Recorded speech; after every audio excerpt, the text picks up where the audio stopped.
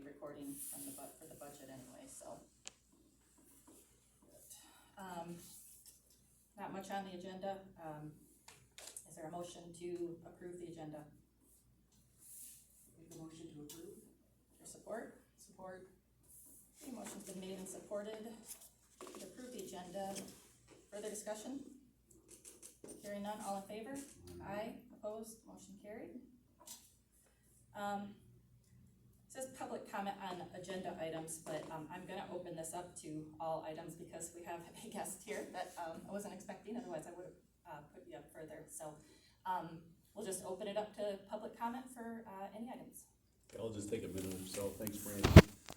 This is my daughter, Sarah. I'm Tom Ginster, and I'm running for county prosecutor. I wasn't planning on running for county prosecutor, but the incumbent, Andrea Kraus, for almost 30 years, announced at the last minute she wasn't going to run for re-election on Thursday or Friday, and then her plan was to ensconce fairly newly appointed Chief Assistant Ryan Belay, and unfortunately he didn't make the ballot, and I thought it was important for the people in the county to have a choice in the August primary. So Mr. Belay was disqualified from the ballot. He sued to get back on the ballot. The judge decided he was still unqualified, and so my only opponent is the newest hire in the office, who's a great guy, by the way. His name's Jason Nevins, former deputy sheriff in Kent County, and I think he's been a licensed attorney for about 22 months, but he doesn't have a lot of trial experience. But he's a hard worker, and is somebody we can work with. So I'm not going to sit up here. It's a resume campaign. I'm not going to talk about how I'm a big man on campus. I've flown a lot of combat missions. I started out as a Court of Appeals clerk, and I spent about 8 years in the Saginaw County Prosecutor's Office, a little microcosm of Detroit. We had the dope push and the dope drive-bys. I tried 86 felony jury trials that resulted in guilty verdicts. And my general philosophy is something called embracing the broken windows theory of law enforcement, which simply means you don't wait till somebody's third or fourth felony offense before there's an effective response from the criminal justice system. But I also, over the years, have kind of changed my view, is that I believe in the redemption of every individual, and I like to focus on outcomes, not process. I was in court last week, and there was a kid who, I call him a kid, he's 20-something, pretty typical, and he got a drunk driving ticket. It's pretty high BAC, which means he was developing a pretty high tolerance for alcohol. He violated his probation, and the judge threw him in jail for 30 days. He was already behind on child support. His attorney asked for weekends for an alcohol monitor at home. I didn't think that was an unreasonable request. You throw somebody in jail for 30 days. He lost his job at Dye Castle. And I don't think that was consistent with public safety. I think that he still had to be held accountable, but I think there was ways to get him back to preserve his job. It's just common sense. But I think once you get to the circuit court and you're in the addiction vortex and you're hooked on meth, when I was a baby prosecutor here a long time ago, they might have had 3 or 4 felony cases, and now they're issuing 500 felony cases a year, and it's mainly due to methamphetamine. And so I had my own strong ideas how to run the office. I worked for Governor Engler as his criminal justice policy advisor for about 8 years, and I ran the drug policy office for a couple of years. I was the state drug czar, and I have strong administrative experience. And it's not too complex running a rural prosecutor's office, but I intend to be the best rural county prosecutor in the state. That would be my goal, to work hard. Of course, the job doesn't pay a lot. It's actually going to be a substantial pay cut, but there's this is why you're involved, is the public service dividend. This is prosecutions in my DNA, and it comes easy to me. It's not overly complex. The big challenge that they're having in Stanton is it's a problem in private industry, it's the problem in our military. It's very hard to recruit and retain assistant prosecuting attorneys, the same with police. And the pay scale and the county commission is not very sympathetic to it. And what's creating the problem is the state started fully funding defense attorneys. So you could be a brand new defense attorney working 20 hours a week, just working misdemeanors with a cell phone and a briefcase and no overhead, and you can bill the county $120,000 a year. So then you're offering $70,000 for an assistant prosecutor, and we had a young man. I'm in the practice law with Kirk Peterson. I'm the Greenville City prosecutor right now on a contractual basis. We hired a young man. We paid him $110,000 a year, and he left for the Ionia Defender's Office because his wife kept having babies and we couldn't provide health insurance. So it's very, very difficult to recruit and retain assistant prosecutors. And then you do get somebody and you put all this time into training them. And I was also blessed at one point to be on the training faculty of the Prosecuting Attorneys Coordinating Council in Lansing, where I taught other assistant prosecutors in trial skills practice. But you put all this training in them about preliminary examinations and search warrants and investigative subpoenas, and then they're gonna leave for a bigger county. So I don't know what to do about that. But we gotta be a little bit more competitive. Well, Tom, I really appreciate you, Thank you. coming in and talking. Thank you, Brandy. Yeah, Yep. If there's any questions, I'm sure, Nope. people know how to get a hold of you Yep. or find you. Yep, thank you so much, and if you have any questions, call me. Thank you. Yeah, thank you Appreciate very it. much. Thank you, thank you Appreciate so it. much. Yep, bye now.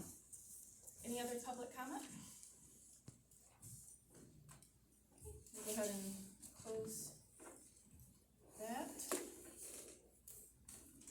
And go right into new business, budget workshop. So, in front of you, you have a nice stack of papers.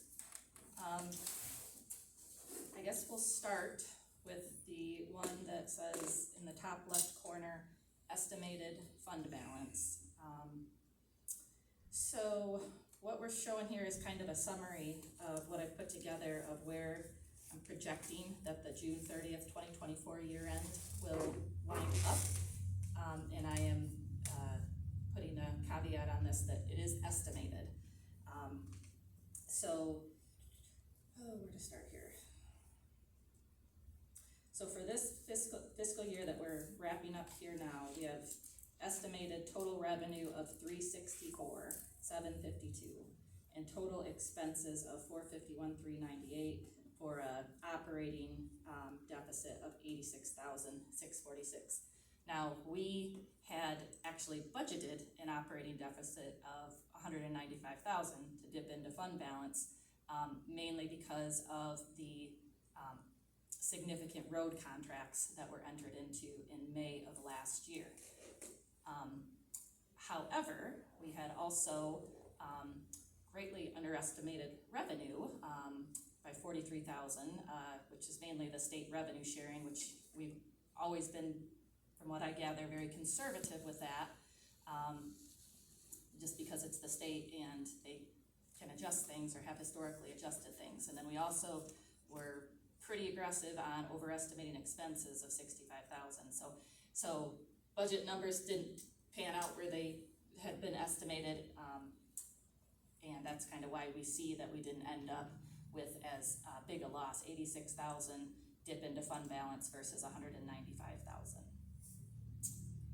And then going down to that second group of numbers there, so we're taking our beginning of the year general fund balance, we're adding the revenue that we know of through June 1st, 2024. Now, again, a caveat, May has not been reconciled yet, so there could be things on the bank statement that will need to go in those numbers. And then I'm estimating another $5,900 to come in. However, that number I've just learned will likely go down. And I was hoping Todd would be here tonight because if you guys recall, we had applied for the PAR plan grant last year with regard to the security project, and we were awarded $2,300, and my understanding was that he had submitted all of that a long time ago to get reimbursement, the invoices and everything. Well, I had accrued it in this number, and I thought, I'm gonna call him and say, hey, is this, coming in? And she said, we've not received anything from you guys. and the deadline was May 1st. So she said, I told her that I would follow up with Todd and see if maybe something got lost, but if we can't produce, they wanted photos and invoice and check copies, and they said they don't have them, and it was due May 1st, so we might need to lower that number. And then I have included, he had submitted for roughly about $2,200 for election reimbursement from February's primary. And if that doesn't end up coming in for, greater than 6 months, a longer period of time, it may have to get pushed into next fiscal year. But for right now, I've accrued it. So that's what the estimated revenue is. When you total those, that's the $364,000 above. And then expenditures, through June 1st, we're at about $410,000.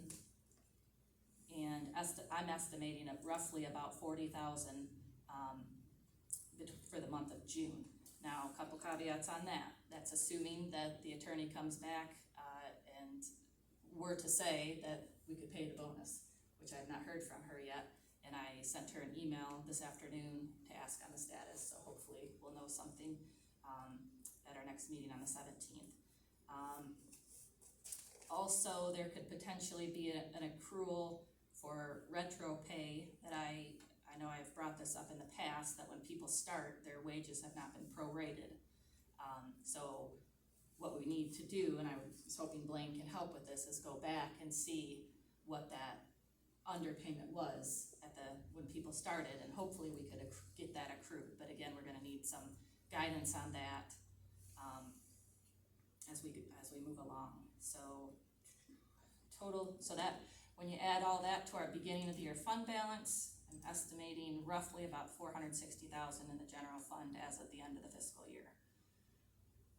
Moving down to the next section, for this year's budget for the June 30th, 2025 year end, we gotta carry forward that general fund balance, and then we'll get into these details here in a second, but I'm estimating draft budget of roughly about $427,000 in revenues, and estimated expenditures, which includes our road contracts, of about $444,000.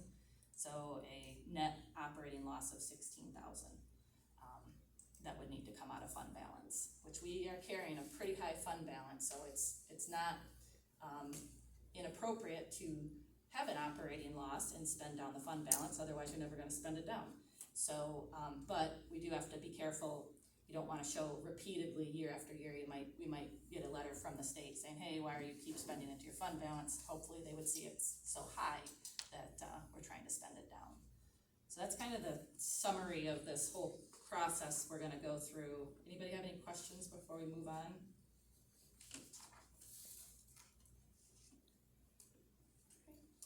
So the next page that you have is the detail of all the revenues that the township brings in.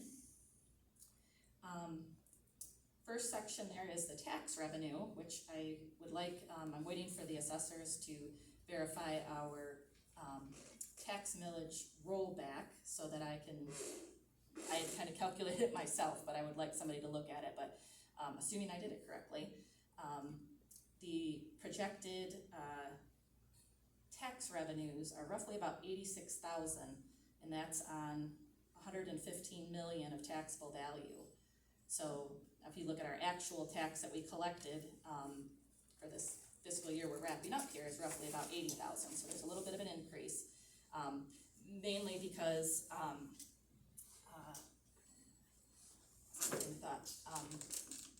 believe it was a 5% increase that the assessors had. They can only increase taxable value up to 5%. So it does make sense that it would go up.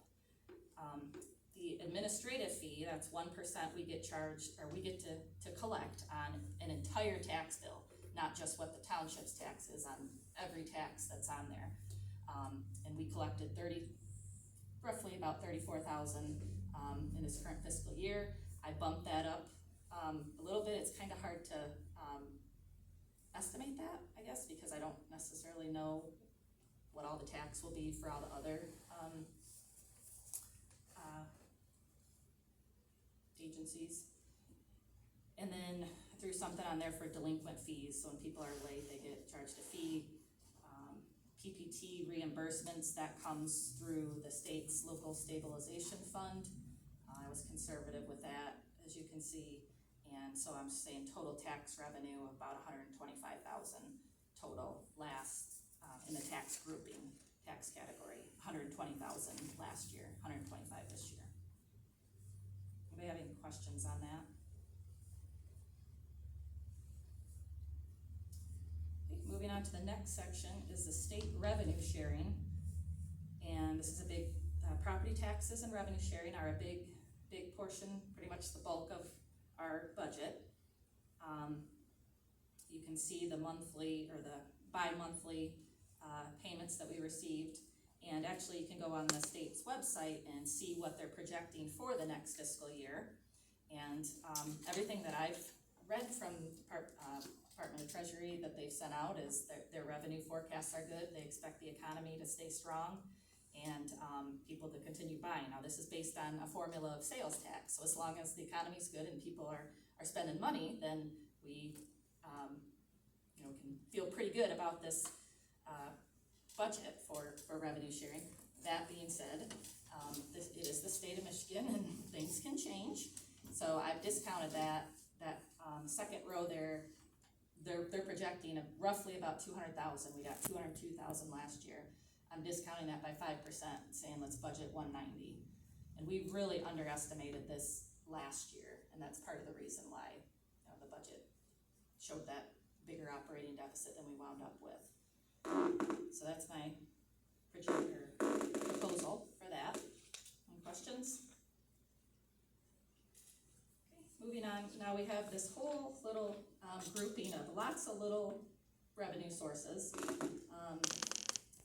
The Metro Act is related to the telecommunications companies that run fiber optic through our township, and we have not gotten anything yet this year for that, and I think there probably, if there's gonna be a check, just came, do you know roughly about what it was, ish? Yeah. Maybe a couple grand, I was thinking. Less than that. Less than that, okay, because last year, they paid us $6,000, and then they sent a letter out to all the municipalities saying they had overpaid it, and that they would make it up in this next, so. Okay. It really must have overpaid last year, so, hopefully that gets us caught up, and then this time next year, I was estimating roughly around 2,500. The state education tax, that's what that SET stands for, fee, is when we collect in the summer for the schools, we get to collect $2.50 a parcel. So this year, I think we have like 2,200 parcels-ish. We collected, they paid us $5,615, and we have an agreement with them, which they've estimated roughly about the same amount. Charter royalties, actual is 6,100, budgeting 5. Election reimbursement, here's that $300 or change that I said I recorded, but I don't know if we'll get that. Might take a long time from what Todd says. And that is for the presidential primary.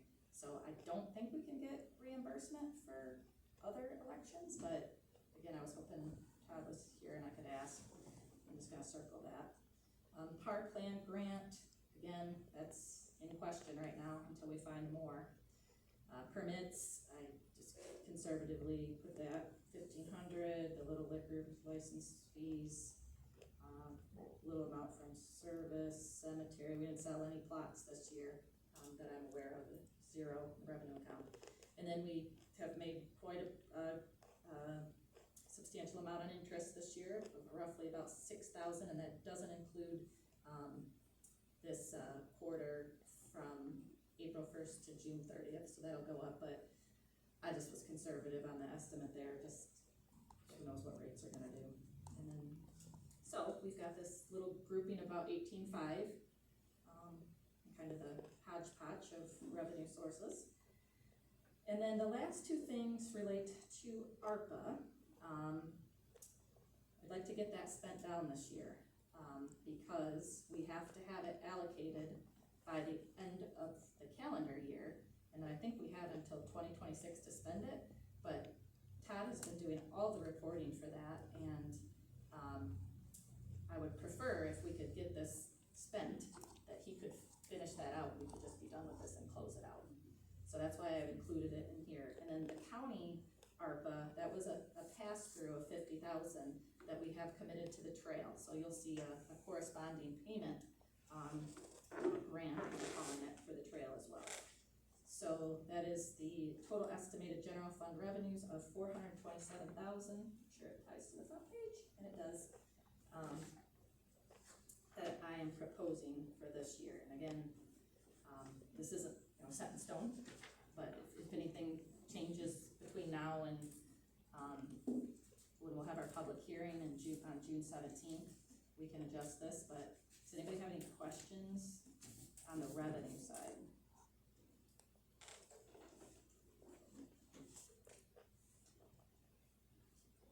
Okay. Moving on, so the next page should start off with the treasurer's budget.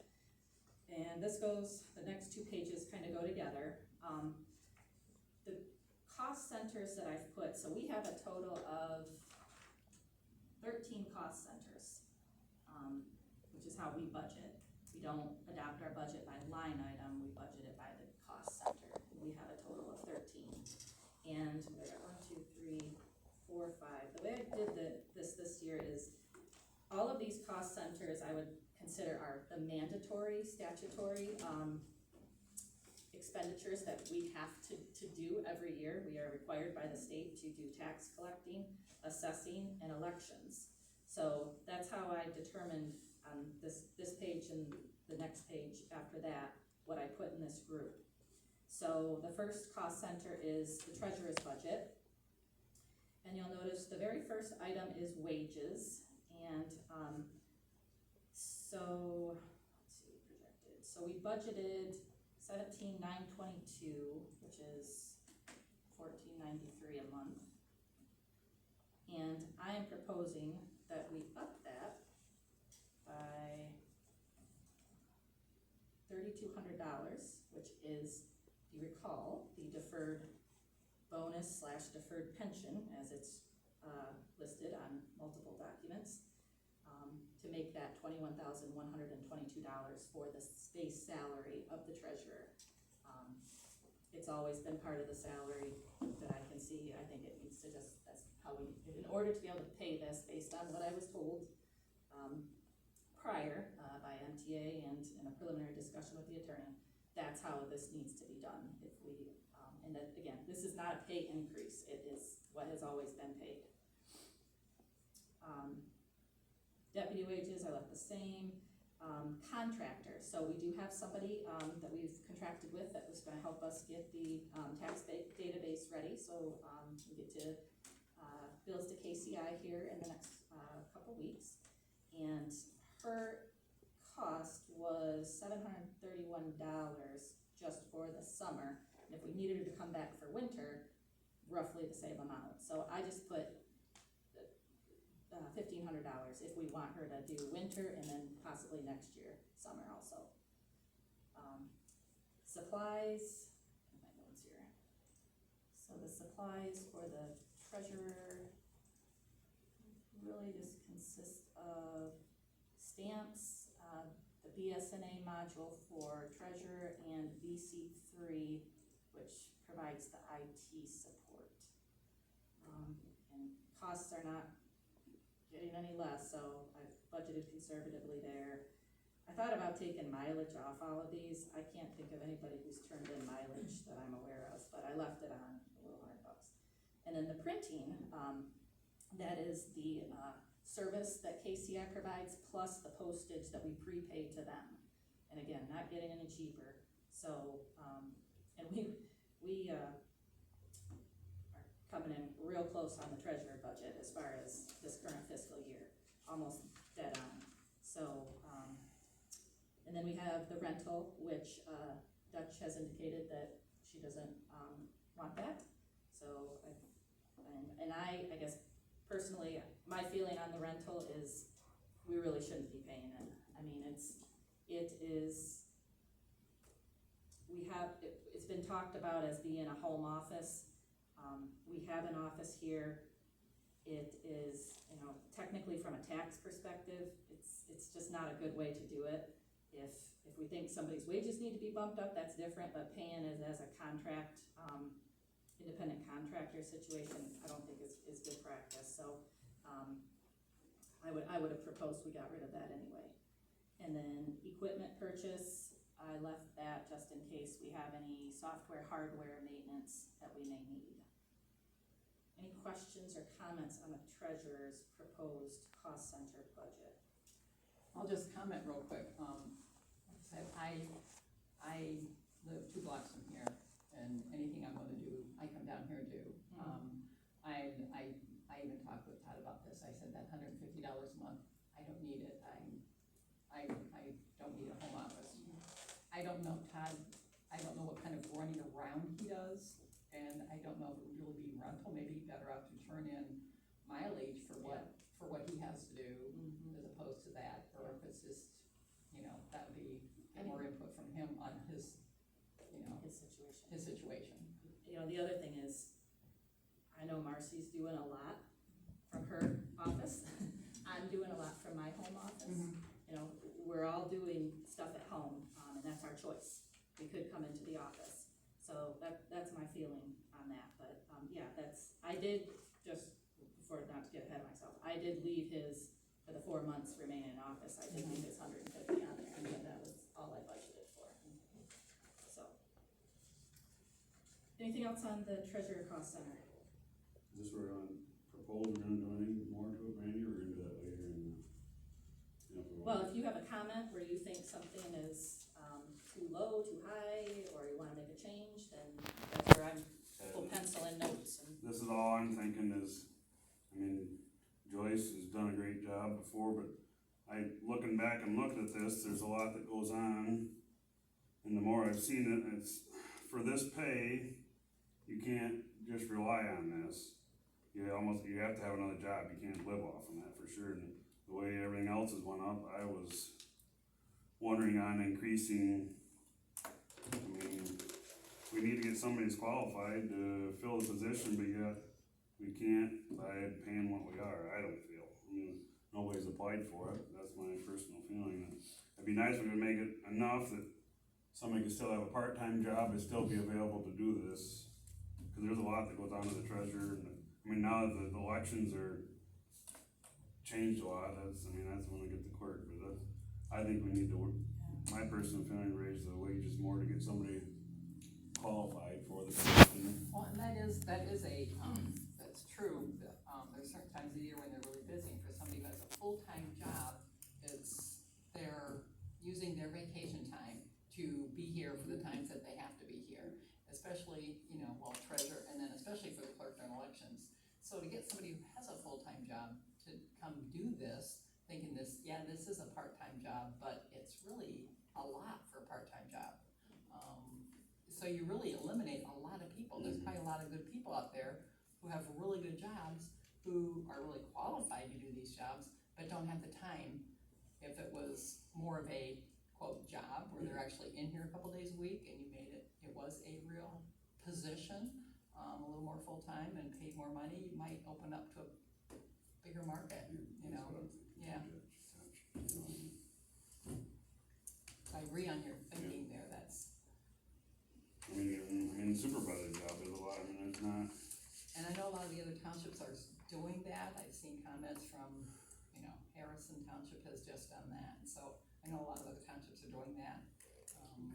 Increasing it and making it, okay, we're gonna increase it, but we also expect you to be in here a day or two, you know, be more readily available, and I don't know. So. Yeah, I guess I'd be curious to see what other townships are doing, because we were one of the highest paid treasurer and clerk. Yeah. I remember On you all saying that I- Yeah, but I think what we looked at too, compared What's the to volume, though? the volume Right. compared to other townships, parcels, you know, Correct. right, Yes, so, yes. just a Yeah. thought. Well, I would appreciate if you guys wanna get some legwork, or do some legwork on it, and pull some numbers, some comparisons. I mean, I would like to see some support, before we do that, and, Sure. you know, where the money's gonna come from. So, but, I'm gonna We really don't require,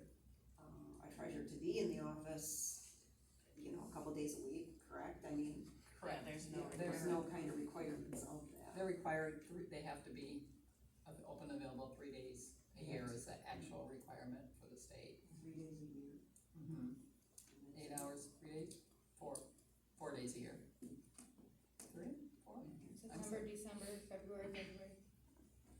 That's right, 2 in February and 4 days a year. Yeah, forgot about the last day. Like, collecting taxes. Mhm. Oh, got it, okay. So Yep, I I see. will make note of that. And any other comments on the treasurer's proposed cost center?